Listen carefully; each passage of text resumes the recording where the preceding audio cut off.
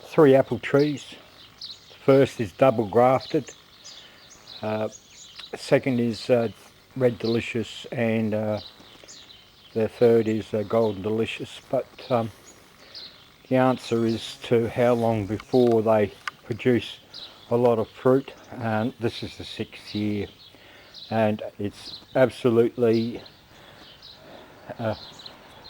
washed in blossom.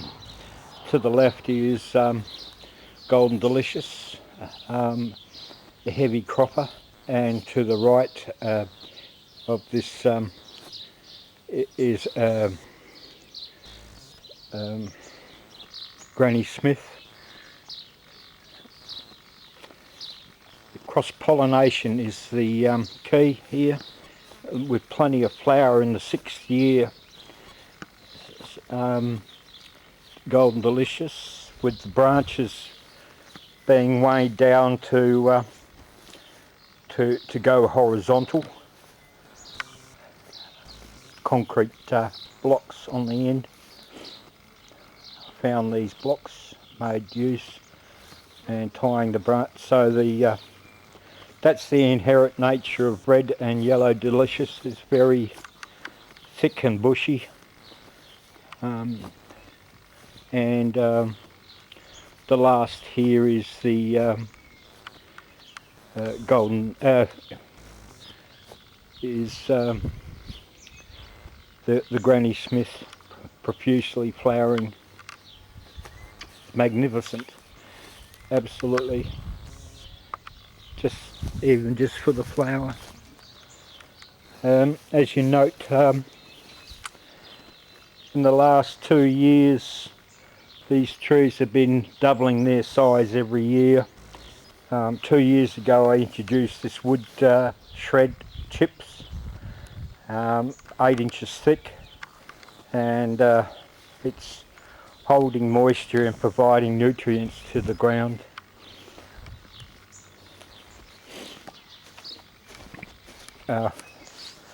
This, by the way, is just my way of watering the lemon tree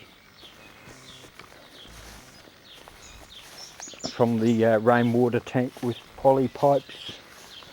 An orange tree, Valencias, 3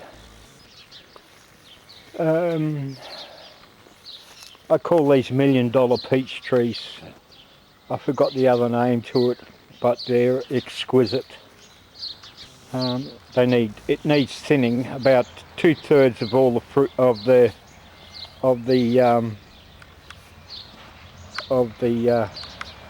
peaches. These are about large marble size at the moment. So about 2/3 of all the peaches are pruned off. The Japanese, or actually this is an Asian Fuji pear. See how I got, might be a bit, it's more than likely that these fruits, as you can see, will fall off because it doesn't have a cross-pollinator, but we'll see. This is nectarine. My neighbour does the same with pruning. He will take half these off to get a larger size. But the idea of pruning, thinning out the fruits, I do it every week. The idea is that is to actually have more fruit for the future, because unless it's, two things happen. One, the peaches are larger, and second thing is that it tends to not break from over excess weight on each branch. Probably around about, or at the moment, probably around about 100, 150 fruit on here. The ideal amount would be probably 90. But, and my neighbour produces fantastic, size nectarines. This is a peacherine that hasn't done too well for some reason, so it's in this shape because most of the branches have died on it. This is the first entrance to of two entrances into the garden, 120 square foot garden. I let the mint grow, it just goes everywhere. This parsley mixed into it. This is, you'll see some spinach here, and over winter spinach. So they're going to chooks on a farm every week. These pavers are this is a planned garden, so the idea was to put a fence to keep my boy out, and also at the same time the fence acts as a trellis for the grapevine. 3 grapevines here, Walthams, Sultana, and I don't know what the other one is, a small red berry type. I'll get, so the pavers, it's about 120 square metres. It's probably a bit too large for one person, even probably for a family, but I'm glad I did do it because there's more to enjoy, a larger place to sit. Made these, I discovered a bamboo patch somewhere around the place, and I made this trellis, so I put them in, made this trellis last year, designed for growing running beans, and decided to leave the old vines on, so the dead vines, you can see. Decided to leave all this mess on so that the new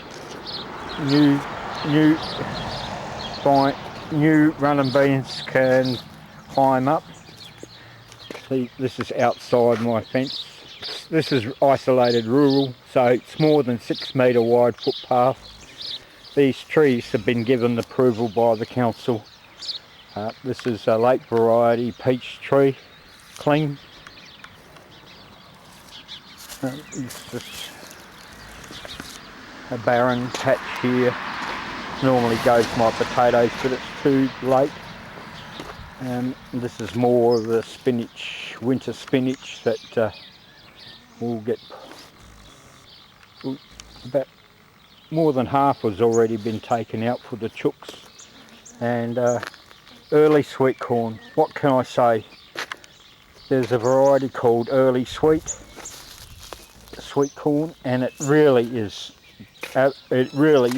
delicious and sweet, the early variety. So a tomato plant that's survived over winter, it's kicked on again.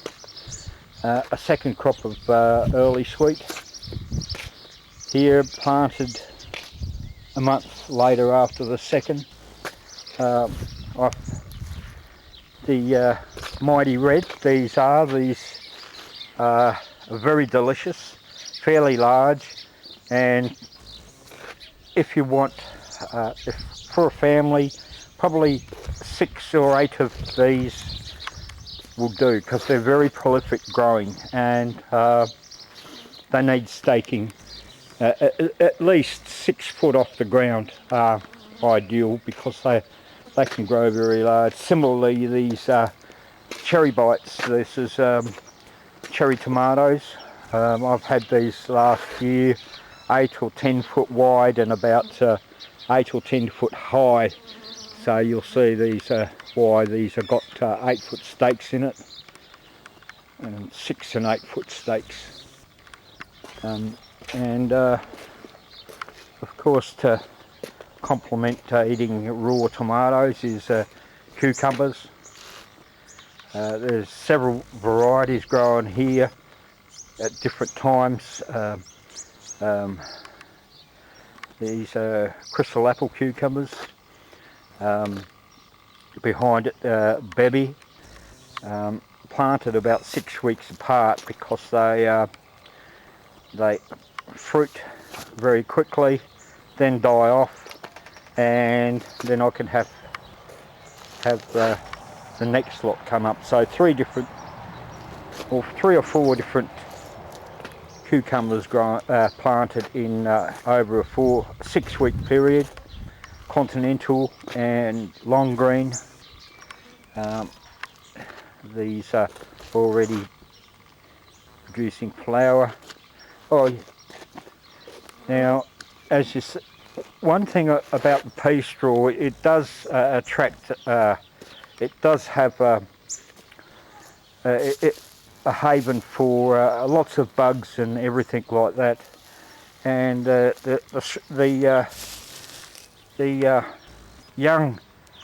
young cucumbers are very succulent to things like what are those things with the nippers?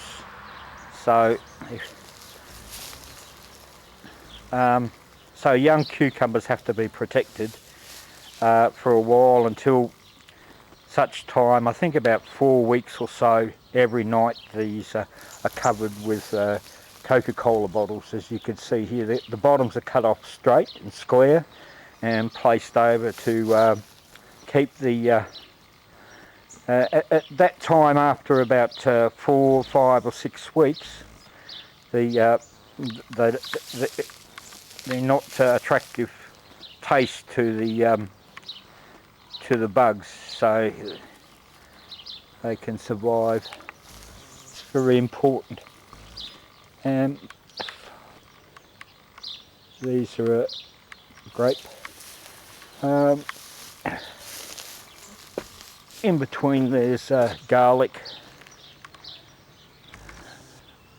that's been growing over winter.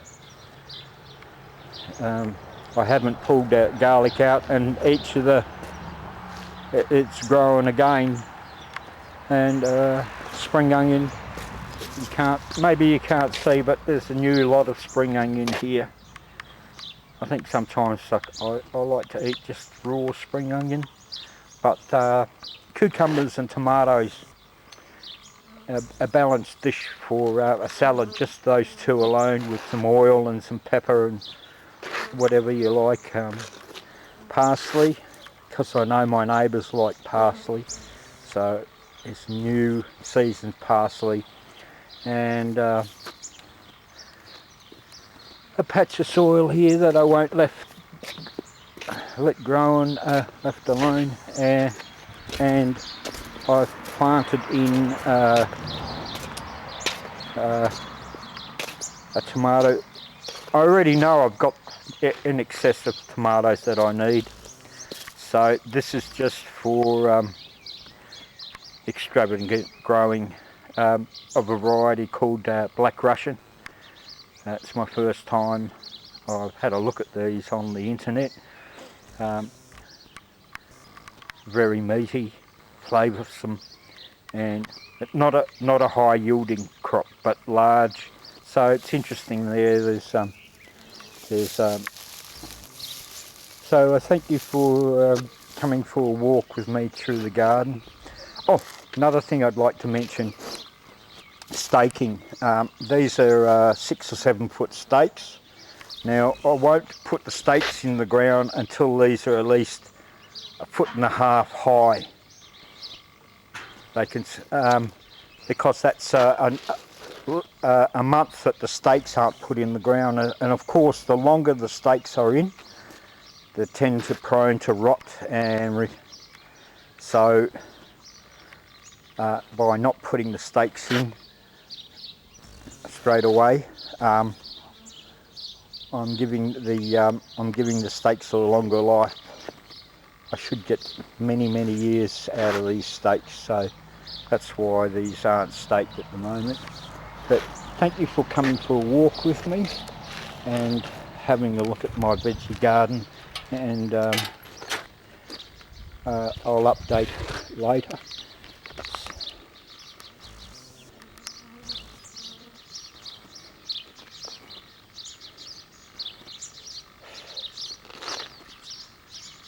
cherry